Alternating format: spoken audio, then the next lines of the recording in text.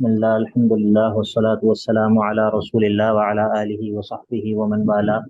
اللهم انفعنا بما علمتنا وعلمنا ما ينفعنا وزدنا علما. رب اشرح لي صدري ويسر لي أمري واحلل عقدة من لساني يفقه قولي. سبحانك لا علم لنا إلا ما علمتنا إنك أنت العليم الحكيم. رب يسر ولا تعسر وتمم بالخير وبك نستعين. أعوذ بالله من الشيطان الرجيم. بسم الله الرحمن الرحيم. يسألونك عن الخمر والميسر. سورہ بقرہ آیت نمبر 219. يسألونك عن الخمر والميسر. اے نبی علیہ الصلاۃ والسلام، آپ سے یہ دریافت کرتے ہیں خمر، نشے اور میسر، جوئے کے بارے میں. خمر جو ہے وہ شراب کو کہا جاتا ہے، اور یہ جو مادہ ہے خا میم را، اس کا معنی ہوتا ہے کسی چیز کو ڈھانپ لینا.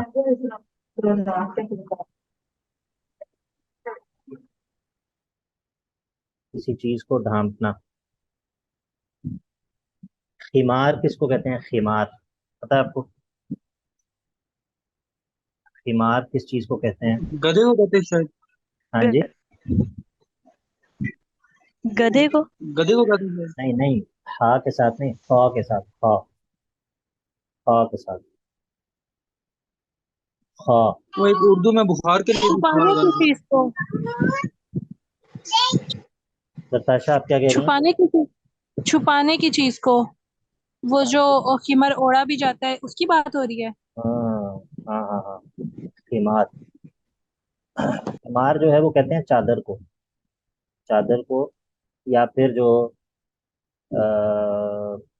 ہاں بڑی چادر جو ہوتی ہے جس کو انسان اپنے اوپر اوڑھتا ہے اور پورا اس کے اندر چھپ جاتا ہے، اس کو کہتے ہیں خمار. ٹھیک ہے. تو جس طرح کے فَلْيَضْرِبْنَ بِخُمُرِهِنَّ عَلَى جُيُوبِهِنَّ. اسی طرح قرآن مجید میں سورہ احزاب میں غالباً. ٹھیک ہے. خُمُرِهِنَّ بِخُمُرِهِنَّ، اپنی چادروں کو اپنے گریبانوں پر ڈال لیں. ٹھیک ہے. تو خُمُرِهِنَّ، خمار ان کی جمع ہے خمر.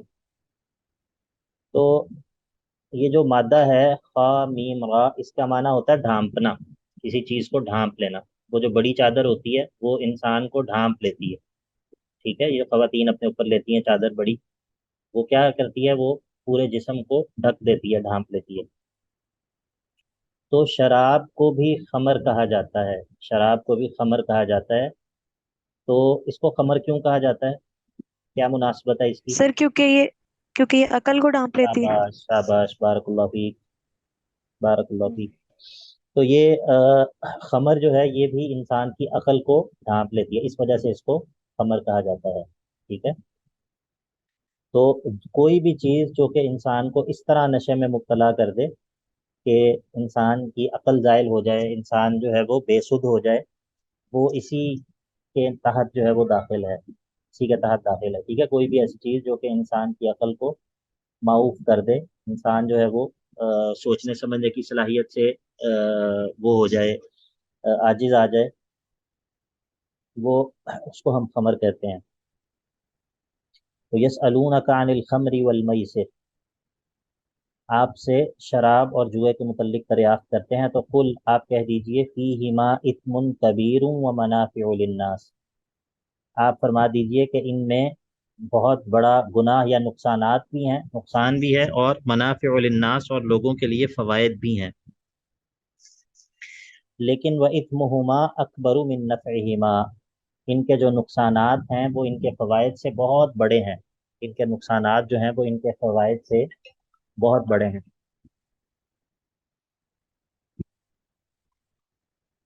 سر السلام علیکم. وعلیکم سر یہاں پر السلام. اسم جو ہے وہ نقصان کے لیے استعمال ہوگا. جی، نقصان کے معنی میں. ٹھیک ہے جی.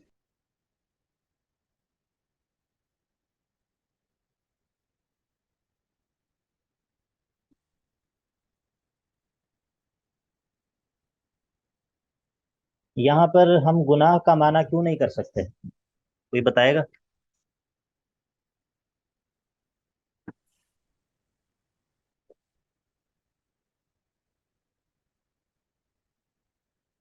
جی طوبہ آپ بتائیں۔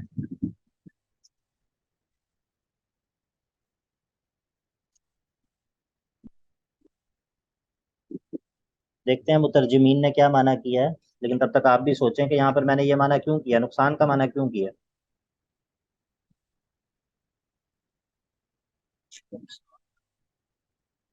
ہوں کیونکہ چیز کے استعمال میں نقصان یا فائدہ ہی ہو سکتا ہے،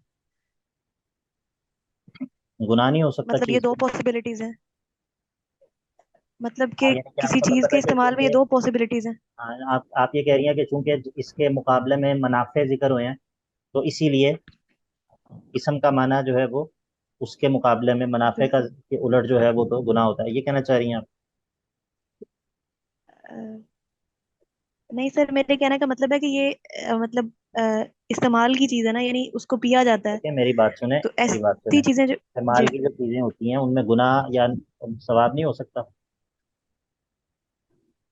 آپ مجھے بتائیں شراب اگر پی جائے تو اس میں گناہ ہے یا نہیں ہے؟ جی ہے، تو گناہ یہ ہے۔ ابھی بھی تو پینے کی چیز ہی ہے نا، اب کون سا یہ تبدیل ہو گئی؟ ہوں جی چلیں میں اب آپ کو بتاتا ہوں، آپ نے پھر مجھے بتانا ہے کہ آپ کو بات دل کو لگی ہے یا نہیں لگی، ٹھیک ہے؟ پہلے میں آپ کو بتاتا ہوں کہ مترجمین میرے پاس اس وقت 3 ترجمے پڑے ہوئے ہیں، چوتھا بھی پڑا ہوا ہے، وہ میں دیکھتا ہوں دور پڑا ہوا تھوڑا۔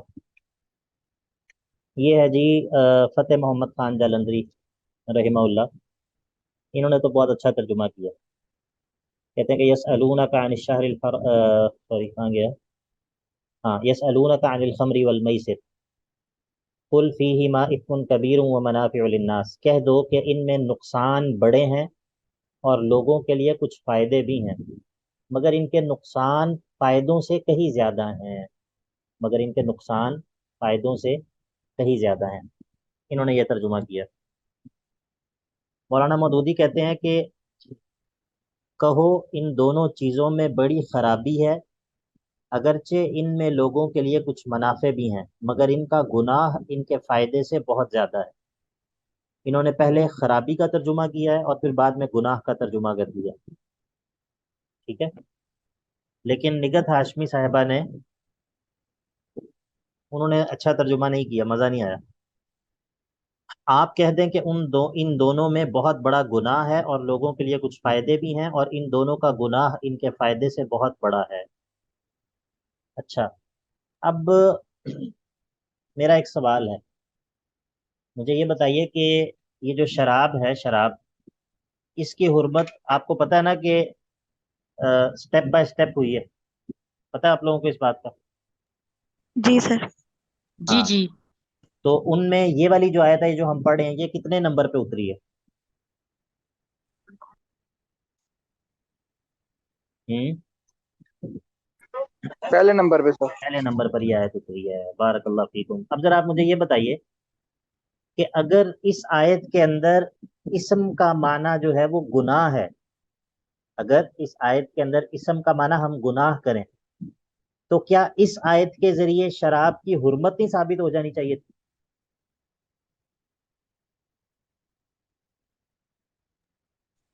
جی سر سر، ساتھ آگے جوا بھی سمجھ۔ ہو جانی چاہیے تھی نا، پھر تو اور آیات کی جی جی ضرورت پڑتی یا نہیں پڑتی؟ جی، نہیں پڑتی۔ لیکن کیا اس آیت کے ذریعے صحابہ نے حرمت سمجھی شراب؟ نہیں۔ نہیں سمجھی، ٹھیک ہے؟ تو اس سے کیا پتا چلا کہ یہاں پر اسم کا معنی کیا ہے؟ نقصان جی، نقصان۔ نقصان۔ نقصان دل کو لگی بات یا نہیں لگی؟ جی سر، جی لگی۔ جی ہاں، سیدنا عمر رضی اللہ عنہ اللہ کے نبی علیہ الصلوۃ والسلام کے پاس آئے، انہوں نے کہا اللہ کے نبی علیہ الصلوۃ والسلام اللہ تعالیٰ سے دعا کریں کہ وہ شراب کے بارے میں کوئی بیان شافی جو ہے وہ نازل کر دے، یعنی کہ جس میں جو ہے وہ پوری طرح وضاحت ہو جائے کہ یہ جو شراب ہے اس کا کیا حکم ہے۔ تو پہلے جو ہے وہ اللہ رب العزت نے یہ آیت نازل کی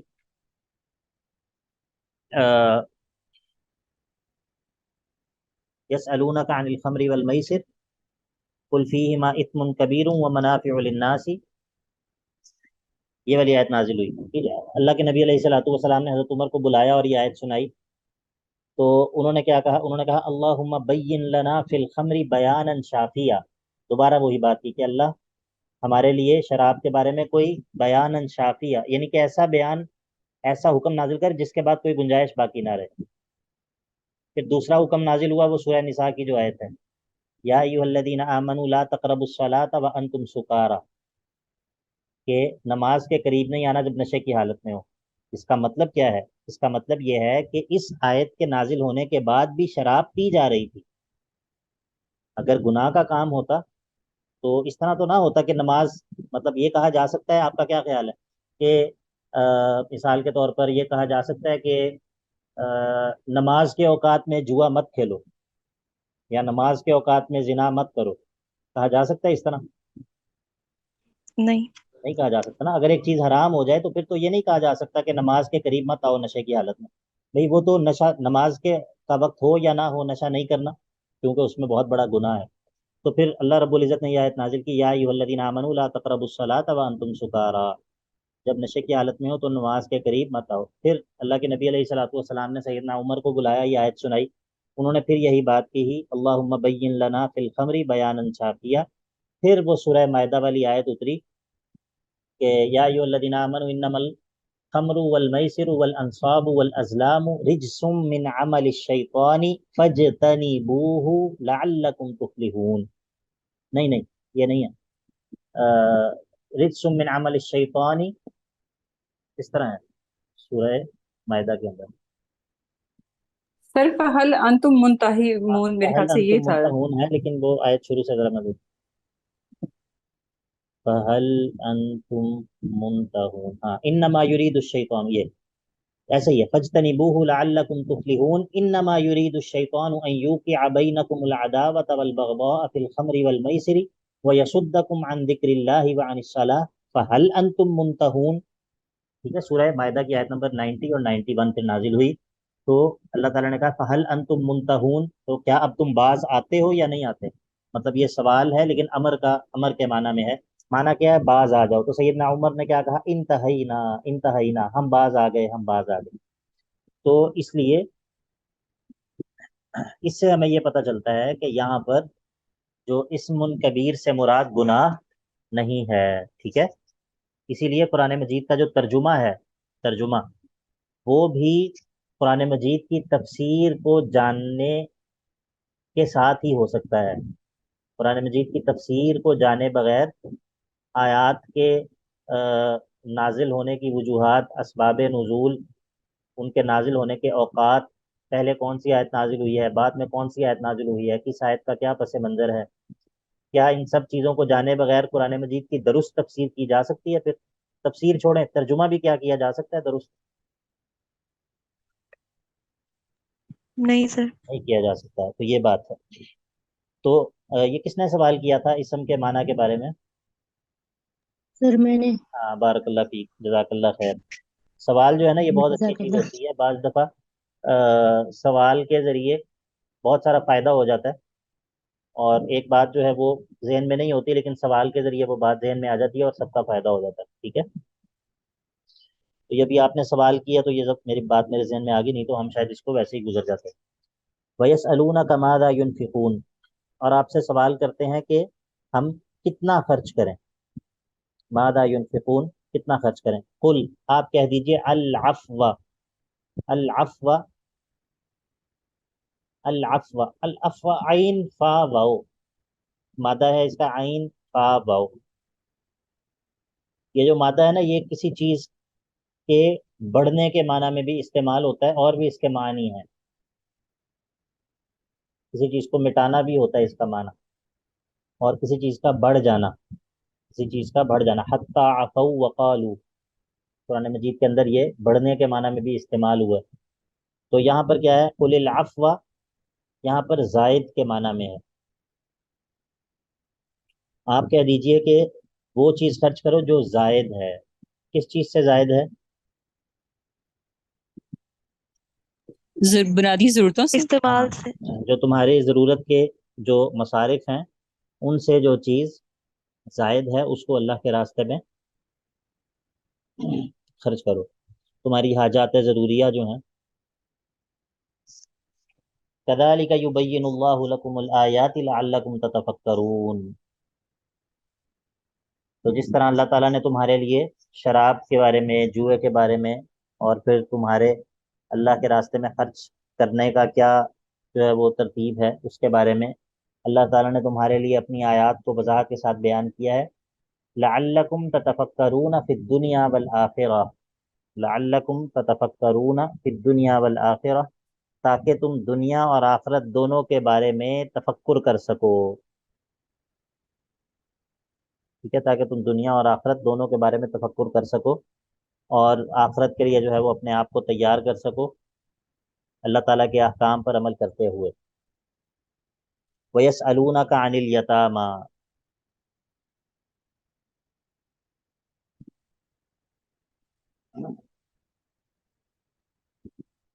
جب اللہ تعالیٰ نے شراب اور جوئے کے بارے میں حکم نازل کیا کہ جس کے اندر انسانوں کی اپنی مصلحت ہے، انسانوں کے اپنے احوال کی اصلاح ہے، تو اب اللہ تعالیٰ ایک وہ حکم ذکر کرے گا کہ جس میں دوسروں کے احوال کی اصلاح ہے، اور دوسرے بھی وہ جو کہ خود اپنے احوال کی اصلاح کرنے سے عاجز ہیں. اور وہ کون ہیں؟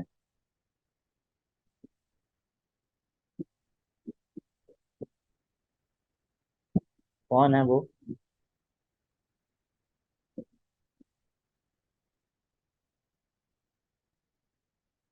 وَيَسْأَلُونَكَ عَنِ الْيَتَامَى، وہ ہیں یتامہ، یتیم.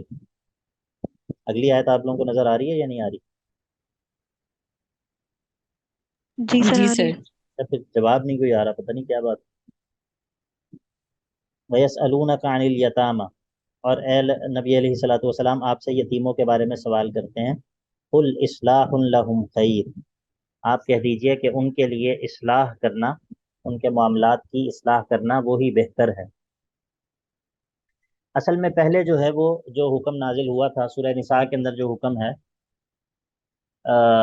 سورہ نساء کے شروع میں، وَلَا تَقْرَبُوا مَالَ الْيَتِيمِ إِلَّا بِالَّتِي هِيَ أَحْسَنُ، اور اسی طرح کا إِنَّ الَّذِينَ يَأْكُلُونَ أَمْوَالَ الْيَتَامَى ظُلْمًا إِنَّمَا يَأْكُلُونَ فِي بُطُونِهِمْ نَارًا. تو سورہ نساء کے اندر جو آیات ہیں ان میں اللہ تعالیٰ نے مال، یتیم کے مال کے قریب جانے سے بھی منع کر دیا تھا. اور قریب جانے سے مراد کیا تھا؟ یعنی کہ اس کے اندر تصرف اس طرح کرنا کہ جس میں زیادتی ہو. تو جب یہ حکم ہوا تو صحابہ نے کیا کیا، انہوں نے جو ان کے زیر کفالت یتیم تھے ان کا مال اپنے اموال سے بالکل الگ کر دیا، اور ان کا جو کھانا پکانا تھا وہ بھی الگ کر دیا. ان کے لیے الگ سے سالن بنتا تھا، باقیوں کے لیے الگ سے سالن بنتا تھا. ان کے مال سے ان پر خرچ کرتے تھے. لیکن یہ کام بہت مشکل ہے، مطلب دو مختلف اموال کو مینیج کرنا اس طرح سے کہ دونوں خلط نہ ہوں، خلط ملط نہ ہوں، مکس نہ ہوں، اور وہ بھی ایک گھر میں رہتے ہوئے. کیا یہ آسان کام ہے؟ بتائیے. اس میں مشقت ہے، اس میں مشکل ہے. تو اس وجہ سے پھر صحابہ نے اللہ کے نبی علیہ الصلوۃ والسلام سے پوچھا کہ ابھی یہ کیا کریں، یہ تو بڑا مشکل ہو گیا. ٹھیک ہے، بعض دفعہ یہ ہوتا ہے کہ اس کے لیے، یتیم کے لیے الگ کھانا پکایا جاتا ہے، اور اگر وہ کسی وجہ سے نہ کھا سکے تو وہ خراب ہو جاتا ہے، اور باقی جو کھانا ہے وہ کوئی کھا نہیں سکتا. ٹھیک ہے، یہ بھی نہیں ہو سکتا کہ یہ کھانا کوئی اور کھا لے کیونکہ اس کا مال ہے، یتیم کے مال میں سے بنا ہے. تو اللہ تعالیٰ نے اس بات کا جواب دیا کہ یہاں پر جو ہے وہ یہ مقصود نہیں ہے کہ تم ان کے مال کو اپنے مال سے بالکل جدا رکھو. اصل مقصد یہ ہے کہ تم ان کے مال کے اندر ایسا تصرف نہ کرو جو کہ خیانت پر مبنی ہو. اس لیے فرمایا قل اصلاح لهم خیر وان تخالطوهم فاخوانکم، اگر تم ان کے مال کے ساتھ اپنے مال کو ملا لیتے ہو تو وہ تمہارے بھائی ہی ہیں. مطلب یہ کہ جس طرح بھائی کے ساتھ اپنے مال کا ملایا جا سکتا ہے، اس طرح یہ یتامہ جو ہیں تمہارے زیر کفالت جو یتیم ہے، یہ بھی تمہارے بھائی ہی ہیں. البتہ واللہ یعلم المفسد من المصلح، اللہ رب العزت اس شخص کو جانتا ہے جو یہ مال کو مکس کرتا ہے فساد کرنے کی نیت سے. اس شخص سے امتیاز کر کے اس شخص کے مقابلے میں اللہ رب العزت جانتا ہے فسادی کو جو کہ اصلاح کرنے والا ہے. ایک شخص جو کہ یتیم کے مال کو اپنے مال کے ساتھ ملاتا ہے اور اس کا مقصد اصلاح ہے، اس کا مقصد یہ ہے کہ اس کا مال ضائع نہ ہو، اس کا مقصد یہ ہے کہ اس کا مال جو ہے وہ بھی بڑے اور پھلے پھولے، اس کے مال کے ذریعے میں انویسٹمنٹ کروں، اس کے مال کے ذریعے میں جو ہے وہ کسی ایسی جگہ پر مال خرچ کروں جس سے اس کا مال جو ہے وہ بڑھتا رہے اور اس میں جو ہے وہ اضافہ ہوتا رہے. اور اس کے مقابلے میں ایک دوسرا شخص جو ہے وہ جو دونوں اموال کو مکس کرتا ہے، اور اس کا مقصد کیا ہے؟ اس کا مقصد اس کے مال پر قبضہ جمانا ہے. یا ولا تستبدل وہ کس طرح سورہ نساء کے اندر ہے کہ ولا تتبدل الخبیث بالطیب، کہ وہ یہ چاہتا ہے کہ وہ اپنا جو ردی مال ہے وہ یتیم کے کھاتے میں ڈال دے اور یتیم کا اچھا مال جو ہے وہ اپنے کھاتے میں ڈال لے. تو اللہ رب العزت اگر کوئی اس نیت سے دونوں اموال کو مکس کرتا ہے تو اللہ رب العزت اس کو جانتا ہے. وَلَوْ شَاءَ اللَّهُ لَأَعْنَتَكُمْ، اگر اللہ چاہتا تو تمہیں مشقت میں ڈال دیتا، لیکن اللہ رب العزت نے ایسا نہیں کیا. ان اللہ عزیز حکیم، بے شک اللہ تعالیٰ بہت ہی غالب اور بہت ہی زبردست اور بہت ہی حکمت والا ہے.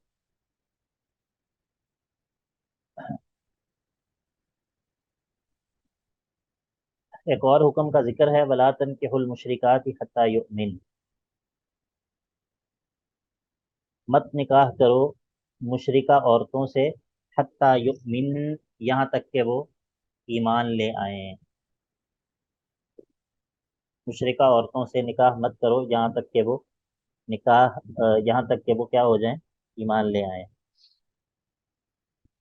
یہ عمومی حکم ہے، اور اس سے اہل کتاب کی جو عورتیں ہیں وہ مستثنا ہیں، وہ اس سے ایکسیپشن ہے، اہل کتاب کی عورتوں کی ایکسیپشن ہے. لیکن ظاہر ہے کہ وہ بھی تب ہے جب وہ پاک دامن ہو.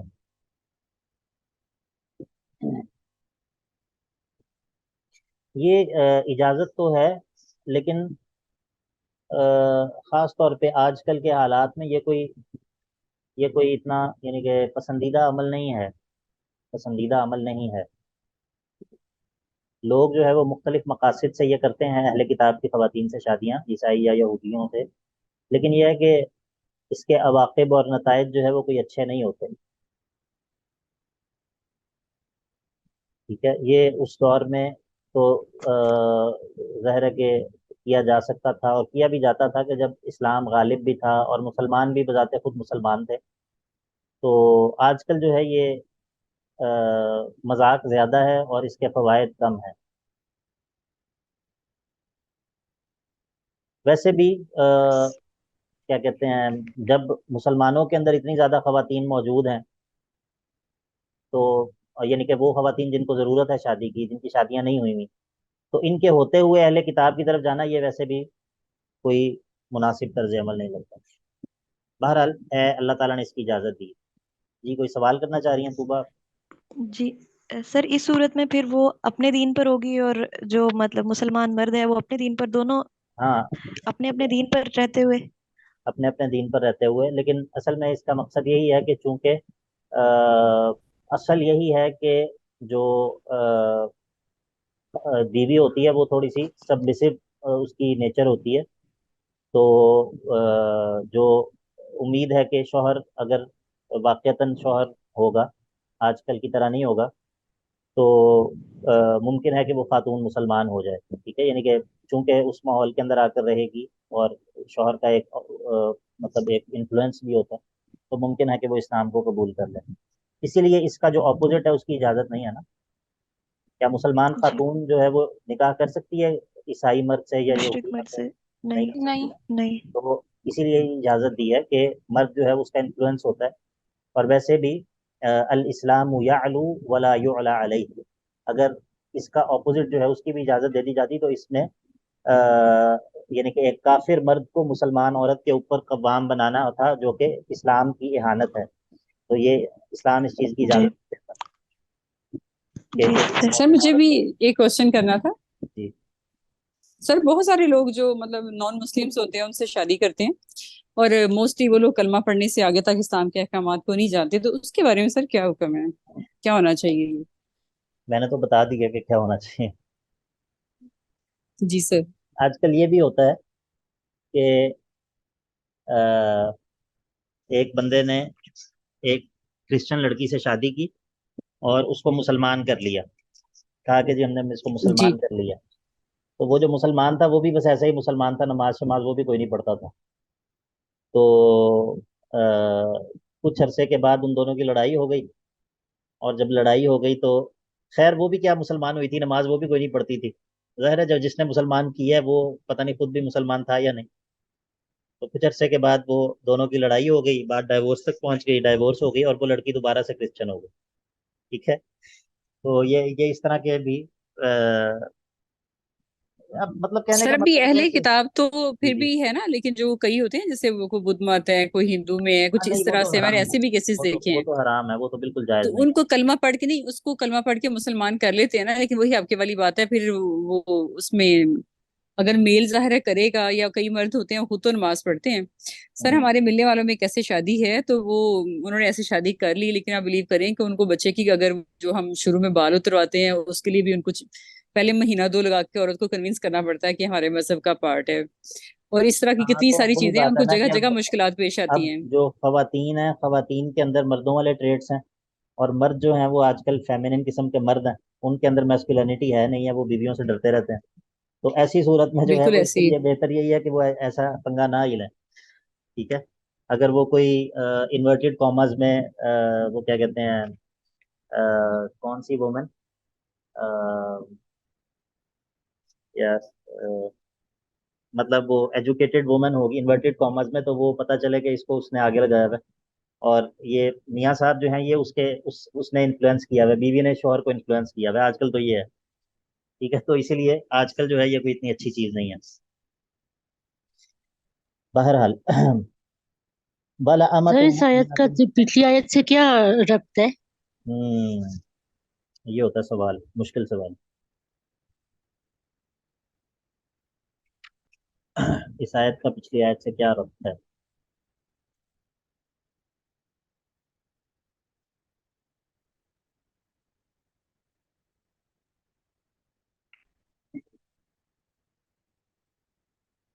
یا یہ الگ سوال ہے یا وہ الگ حکم تھا یتیموں کا؟ ہاں میں دیکھتا ہوں اسے بھی انشاءاللہ.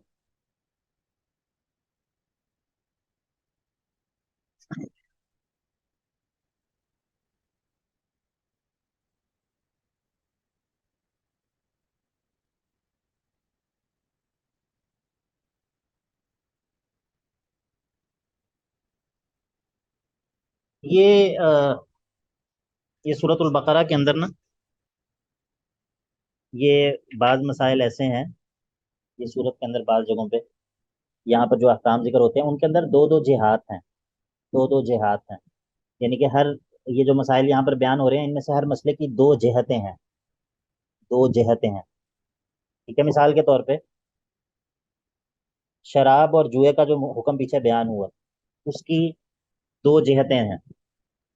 ایک یہ ہے کہ ان کے اندر فوائد جو ہے وہ موجود ہیں اور نقصان بھی موجود ہیں، لیکن ان کے جو نقصانات ہیں وہ ان کے فوائد سے زیادہ ہیں. یہ دونوں دو جہتیں ہیں. آگے جو یتیموں کا مسئلہ تھا اس کے اندر بھی اس مسئلے کی بھی دو جہتیں تھیں. وہ کیا تھیں؟ ایک تو یہ تھا کہ یتیم کے مال میں تصرف بھی نہیں کرنا اس طرح اس انداز سے کہ انسان اس کے مال کو باطل طریقے سے ناحق طور پر جو ہے وہ ہڑپ کر جائے. اور دوسرا یہ تھا کہ یتیم کے مال کی اصلاح بھی کرنی ہے، اس کے مال کو ضائع بھی نہیں ہونے دینا. ٹھیک ہے. یہ دو جہتیں تھیں. تو اللہ رب العزت نے کہا کہ تم ان کے مال کے ساتھ اپنے مال کو خلط تو کر لو، لیکن یہ یاد رکھو کہ ان کے مال کو اس نیت سے مکس اپ نہیں کرنا کہ تم ان کے مال پر قبضہ کر لو. اب یہاں پر جو مسئلہ ہے اس مسئلے میں بھی دو جہتیں ہیں. وہ یہ ہے کہ وَلَا تَنكِحُوا الْمُشْرِكَاتِ حَتَّى يُؤْمِنْ، جو مشرکہ عورتیں ہیں ان سے نکاح نہیں کرنا جب تک وہ ایمان نہ لے آئیں. اور اس کے مقابلے میں جو ایمان والی خواتین ہیں وہ اگرچہ باندیاں ہی کیوں نہ ہوں، لونڈیاں ہی کیوں نہ ہوں، ان سے نکاح جو ہے وہ کیا جا سکتا ہے. بہرحال میں انشاءاللہ یہ مزید دیکھوں گا، دیکھ کے میں آپ کو بتاؤں گا. لیکن یہاں پر جو احکام بیان ہوتے ہیں نا ان کو ذو الجہتین کہتے ہیں، ذو جہتین مسائل کہتے ہیں. وہ میں انشاءاللہ دیکھ کے پھر آپ کو بتاؤں گا، اور اب بھی میں آپ کو بتاؤں گا انشاءاللہ. بھی فوری طور پر جو میرے ذہن میں تھا وہ میں نے آپ کو ٹھیک ہے بتا دیا. ٹھیک ہے ٹھیک ہے سر، جزاک اللہ. وَلَا تَنكِحُوا الْمُشْرِكَاتِ حَتَّى يُؤْمِنْ وَلَأَمَةٌ مُؤْمِنَةٌ خَيْرٌ مِّن مُشْرِكَةٍ وَلَوْ أَعْجَبَتْكُمْ وَلَا تُنكِحُوا الْمُشْرِكِينَ حَتَّى يُؤْمِنُوا وَلَعَبْدٌ مُؤْمِنٌ خَيْرٌ مِّن مُشْرِكٍ وَلَوْ أَعْجَبَكُمْ أُولَٰئِكَ يَدْعُونَ إِلَى النَّارِ वल्लाहु यदउ इलल जन्नति वल मगफिरति बिइज़निहि व युबय्यिनु आयातिहि लिन्नासि लअल्लहुम यतदक्करून। ये बात याद रखें कि अ, हर इंसान के और हर मुआशरे के मजमूई तौर पर बाज़ ना स्टैंडर्ड्स होते हैं, स्टैंडर्ड्स मेयार होते हैं। मेयार मेयार वो चीज़ होती है कि इंसान जिसकी बुनियाद पर मुख्तलिफ बातों को परखता है, अफराद को परखता है। और एक इंसान के जितने भी आमाल होते हैं ना, इंसान के जितने भी तसर्रुफात होते हैं, इंसान जो कुछ भी कर रहा होता है, जो कुछ वो अपनी ज़िंदगी के अंदर कर रहा होता है, वो इंसान के इन्हीं जो उसके स्टैंडर्ड्स होते हैं, उसके मायार होते हैं, उसके जहन में मौजूद जो चीज़ों को परखने के पैमाने होते हैं, ये उन्हीं का नतीजा होता है जो कि इंसान की ज़िंदगी में नज़र आ रहा होता है। और जो मुसलमान हैं, अल्लाह रब्बुल इज़्ज़त उनके इन स्टैंडर्ड्स की भी इस्लाह करता है। उनके मायार जो हैं, उनके जहन में मौजूद जो पैमाने हैं, कुरान वही जो है वो उनकी इस्लाह करती है। और ये जो स्टैंडर्ड्स का मामला होता है ना, ये मामला बहुत संजीदा होता है। उसकी वजह यह है कि मतलब एक होता है किसी शख्स के पास गलत इंफॉर्मेशन होना, जहन में मौजूद कोई गलत मालूमात, सिर्फ मालूमात है कोई गलत, ये इतना ख़तरनाक मामला नहीं है, क्योंकि एक गलत मालूमात का होना, शायद इस गलत एक मालूमात की बुनियाद पर वो कोई डिसीजन ना ले रहा हो। लेकिन एक ये है कि एक शख्स के पास उसके जहन में जो चीज़ों को परखने का पैमाना है, उसका जो मेयार है वो गलत है, ये मामला बहुत ज़्यादा संगीन हो जाता है। उसकी वजह यह है कि इंसान का किसी चीज़ को कबूल करना या किसी चीज़ को रद्द करना, वो इन पैमानों की बुनियाद पर हो रहा होता है। आपको बात समझ आ रही है या नहीं आ रही? जी जी।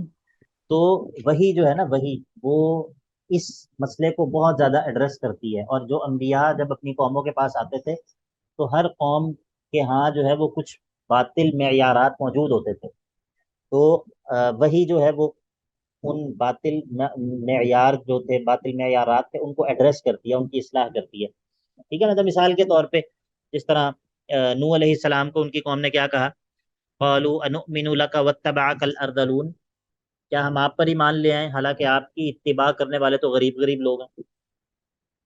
क्या हम आप पर ही मान ले आए, हालांकि आपकी इत्तिबा करने वाले क्या हैं? अल अर्दलून। मुआशरे के अंदर गरीब जो गरीब लोग। मुआशरे के अंदर जो लोग कमतर समझे जाते हैं, आपकी इत्तिबा करने वाले तो वो लोग हैं। अब इसमें क्या मसला है, इस बात के अंदर क्या मसला आपको समझ आ रहा है, इसके पीछे क्या मेंटालिटी है?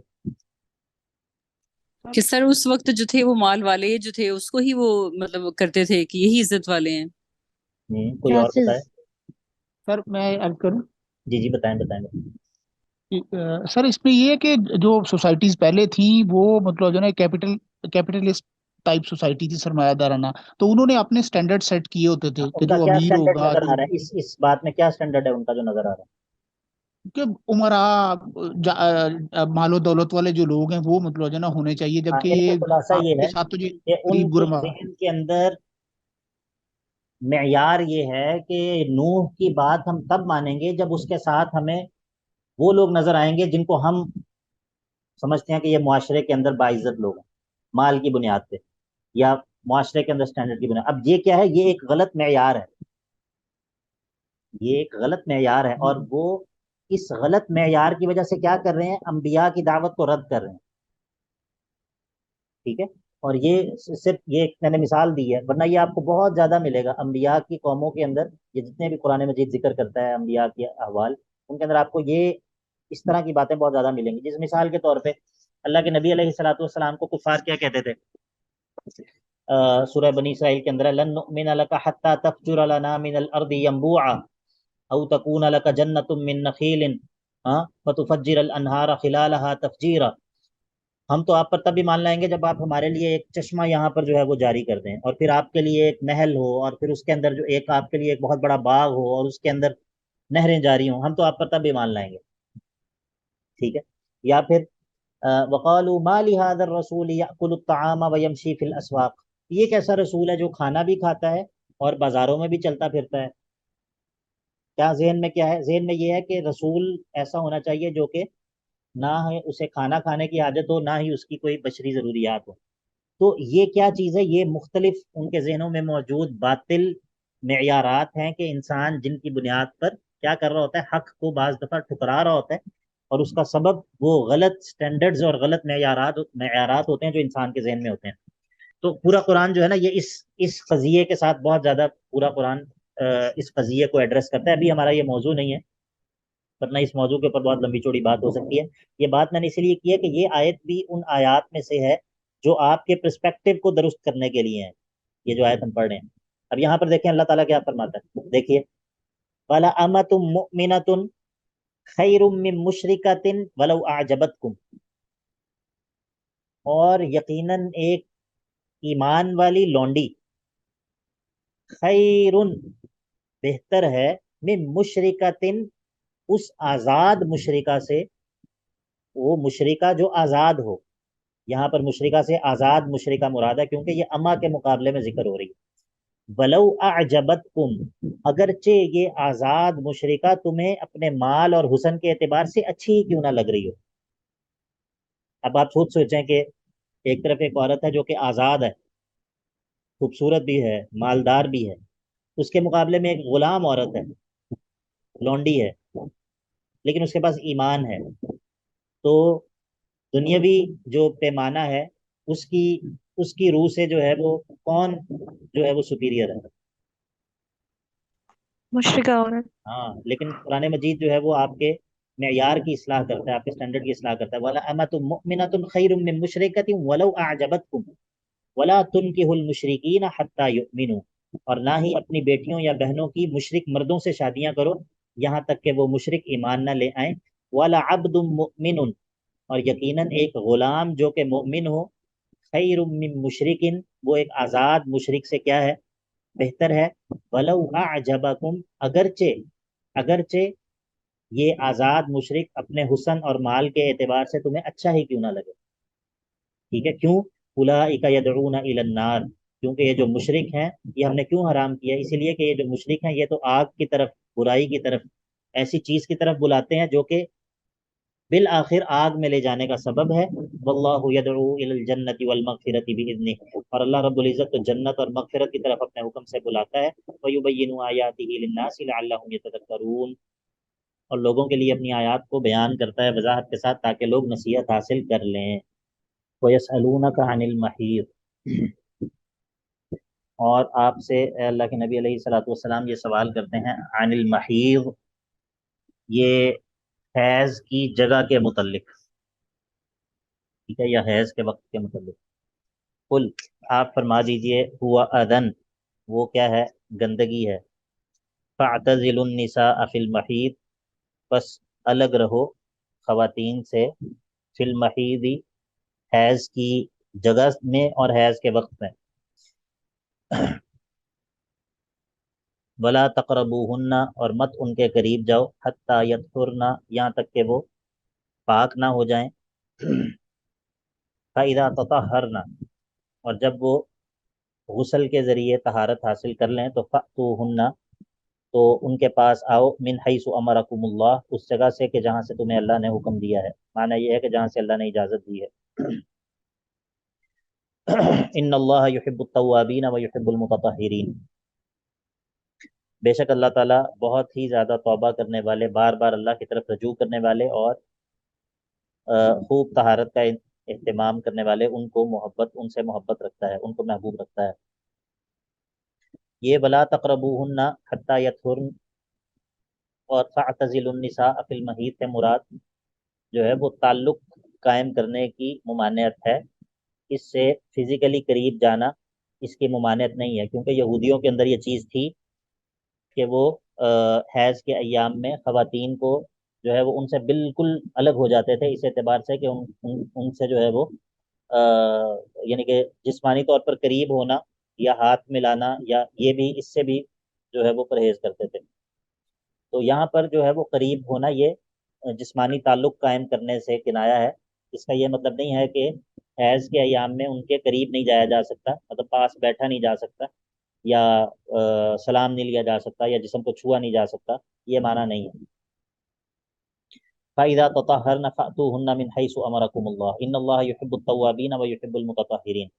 8واں حکم یہ ہے کہ نساؤکم حرث لکم، تمہاری خواتین تمہاری حرث لکم تمہارے لیے تمہاری کھیتی کی جگہ ہیں، فأتوا حرثکم انا شئتم وقدموا لانفسکم اپنے لیے جو ہے وہ آگے بھیجو، یعنی کہ معنی یہ ہے کہ اولاد کے لیے درست نیت کے ساتھ جو ہے وہ اپنے لیے اولاد کی نیت سے جو ہے وہ تعلق قائم کیا کرو۔ واتقوا اللہ واعلموا اللہ سے ڈرتے رہو اور جان رکھو کہ انکم ملاقوہ کہ تم اللہ سے ملاقات، واتقوا اللہ واعلموا انکم ملاقوہ اللہ سے ڈرتے رہو اور یاد رکھو کہ تم اس سے ملاقات کرنے والے ہو۔ وبشر المؤمنین اور آپ سنا دیجئے، خوشخبری سنا دیجئے ان لوگوں کو جو ایمان والے ہیں، ان کو خوشخبری سنا دیجئے۔